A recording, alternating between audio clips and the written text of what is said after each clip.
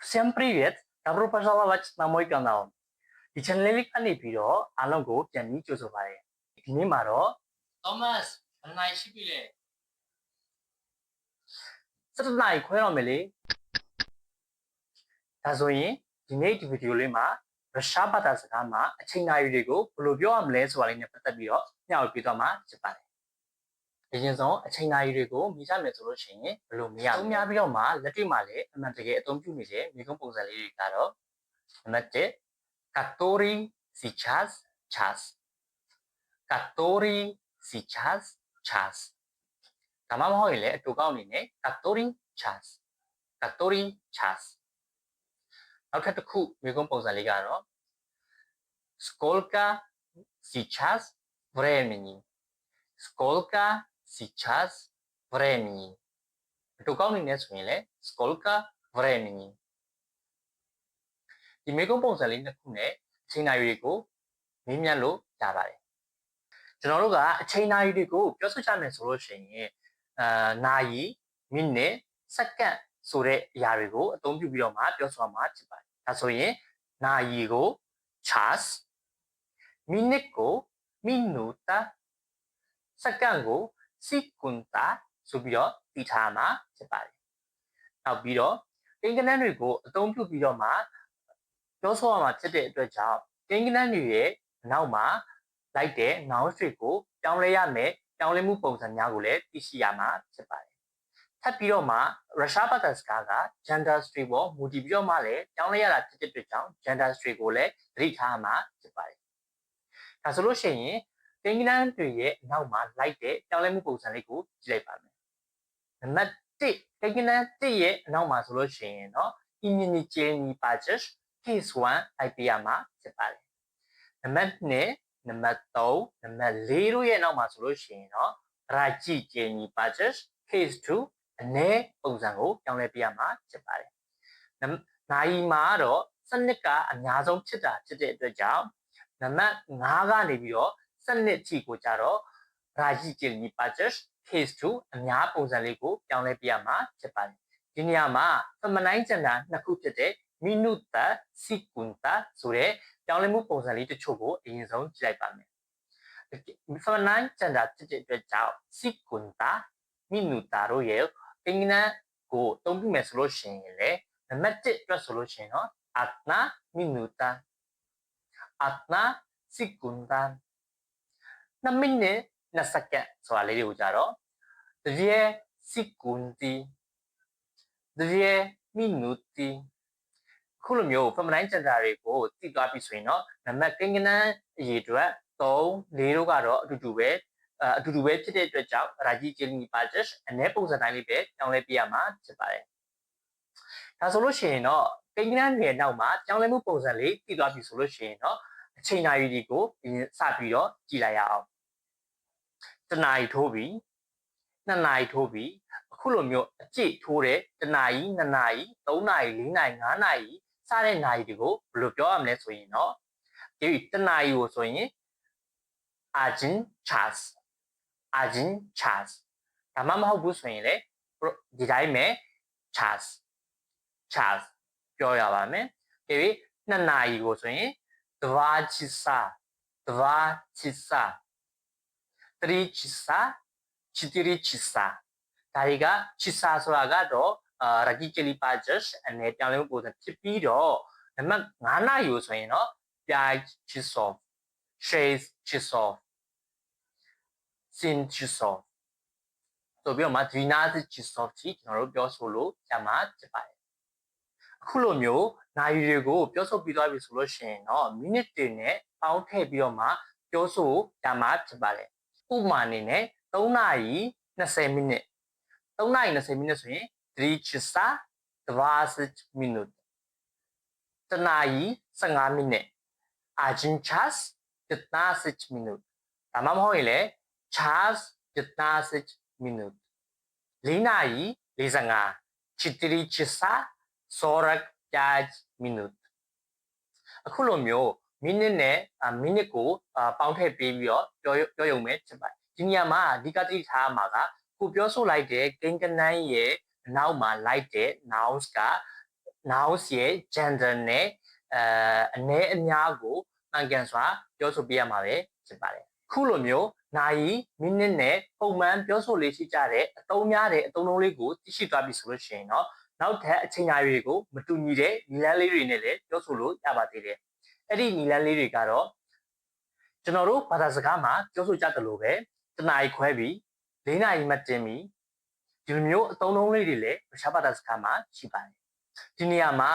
နာရီကိုအပိုင်းတစ်ပိုင်းခွဲပြီးတော့မှမြင်ရမှာဖြစ်ပါတယ်နာရီရဲ့တစ်နှစ်သုံးလေးရှိတဲ့ဖက်အချမ်းအလဲကနေမြင်ချောင်းတစ်ခုတားလိုက်မယ်ဆိုလို့ရှိရင်တစ်နှစ်သုံးလေးရှိတဲ့ဖက်အချမ်းနာရီရဲ့ညာဘက်အချမ်းကိုကျွန်တော်တို့ကပြောမယ်ဆိုလို့ရှိရင်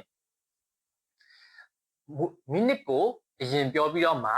ကိုပြောမယ်နာရီကလက်ရှိရှိနေတဲ့နာရီထက်တစ်နာရီစောပြီးပြောပြရမှာဖြစ်ပါတယ်။အဲဒီနာရီရဲ့ဘက်ချမ်းကိုပြောမယ်ဆိုလို့ရှိရင်တော့ကျွန်တော်တို့က bit ဆိုတဲ့ prelock ကိုသုံးပြီးတော့မှကိုပြောချင်တဲ့နာရီကိုထည့်သွင်းပြောဆိုပြရမှာဖြစ်ပါတယ်။ဒါဆိုရင်ပို့ပြီးတော့မှနားလေလွယ်ပြီးလူရှင်းသွားအောင်လို့ဥပမာလေးတွေနဲ့ကြည့်လိုက်ကြပါမယ်။အကယ်၍ကိုကတစ်နာရီထိုးပြီးမိနစ်20လို့ပြောချင်တယ်ဆိုလို့ရှိရင် один час 20 минут один час 20 минут час 20 минут လို့ပြောလို့ရတယ်လို့နောက်တစ်မျိုးအားဖြင့်ခုနပြောတဲ့ပုံစံတိုင်း20 минут второго အရင်ဆုံးမိနစ်ကိုပြောပြီးတော့မှကိုပြောချင်တဲ့နာရီရဲ့နောက်တနာရီကိုပို့ပြီးတော့ပြောပြရမှာပါသူရဲ့ဘာသာစကားမှအနေနဲ့ဆိုလို့ရှိရင်တော့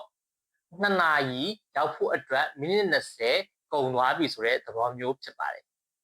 ဒါဆိုရင်နောက်ထပ်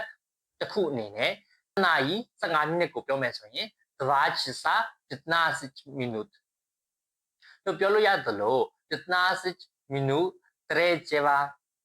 အဲ့ဆိုရင်နာရီရဲ့ညာဘက်ချမ်းကိုနားလည်လာပြီဆိုလို့ရှိရင်เนาะဘယ်ဘက်ချမ်းကိုပြောမယ်ဆိုလို့ရှိရင်เนาะကျွန်တော်ဘာသာစကားမှာပြောသလိုတနာရီထိုးဖို့မိနစ်20လိုသေးတယ်၄နာရီထိုးဖို့အတွက်မိနစ်20လိုသေးတယ်အဲ့လိုမျိုးအသုံးလုံးလေးနဲ့တွားပြီးစင်ပါတယ်ဒီနေရာမှာ this ဆိုတဲ့ prelock ကိုအသုံးပြုပြီးတော့မှအသုံးပြရမှာဖြစ်ပါတယ်ဥပမာအနေနဲ့3နာရီနဲ့မှ40မိနစ်ဆိုလို့ရှိရင်3နာရီ40မိနစ်ဆိုတာက4နာရီထိုးဖို့အတွက်မိနစ်20လိုတယ်လို့ပြောတာ ਨੇ အတူတူပါပဲအဲ့ဒီအတွက်ကြောင့်ကျွန်တော်တို့ကပုံမှန်အဖြစ်3 часа 40 минут လို့ပြောလို့ရတယ်လို့4နာရီထိုးဖို့မိနစ်20အလိုလို့ပြောချင်တယ်ဆိုလို့ရှိရင် 24 bis ဆိုတဲ့ prelock ကိုသုံးပြီးတော့မှကိုပြောချင်တဲ့နာရီကိုထည့်သွင်းပြောဆိုပြရမှာဖြစ်ပါတယ်နောက်ထပ်တစ်ခုအနေနဲ့တစ်နာရီခွဲပြီး2နာရီခွဲပြီးကိုပြောမယ်ဆိုလို့ရှိရင်ကျွန်တော်တို့ကတဝက်ဆိုတဲ့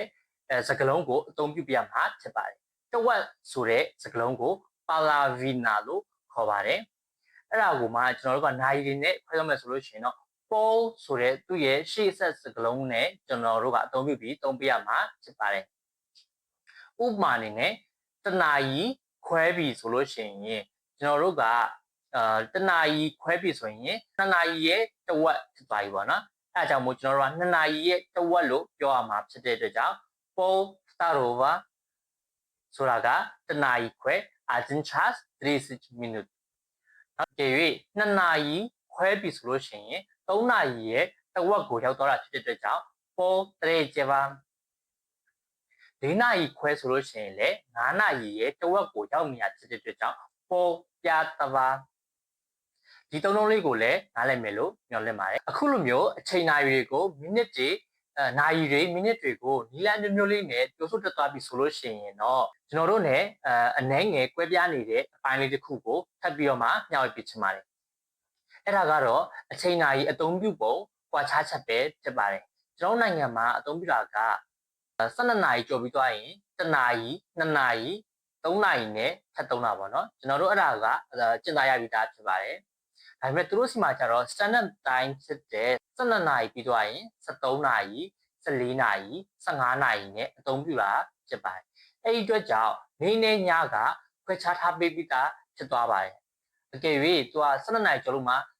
13နာရီဆိုရင်13:00 14:00 15:00အဲ့လိုမျိုးအသုံးပြုရဆိုလို့ရှိရင် ဒါကနေ့လယ်ပိုင်းညနေပိုင်းတောက်သွားပြီဆိုတာကို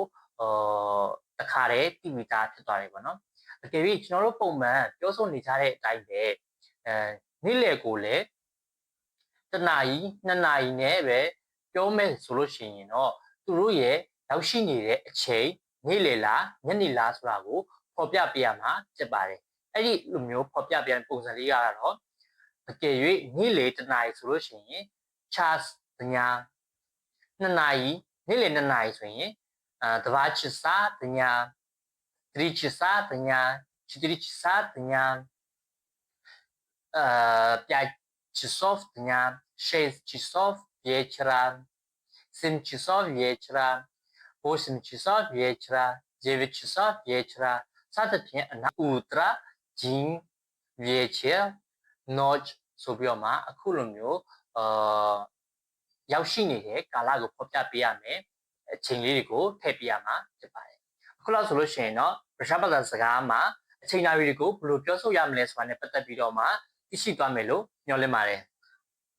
အခုလိုမျိုးရုရှားဘာသာစကားဆိုင်ရာဘုဒ္ဓတွေကိုမျှဝေပေးသွားမှာမို့ဆက်ပြီးတော့မှသိရှိချင်တယ်ဆိုလို့ရှိရင်တော့ဒီ channel လေးကို like and subscribe လုပ်ပြီးခဲ့လို့ရပါတယ်ဒါဆိုလို့ရှိရင်တော့နောက်ဗီဒီယိုများမှာပြန်ပြီးတွေ့ဆုံကြပါမယ်Скоро увидимся. Пока.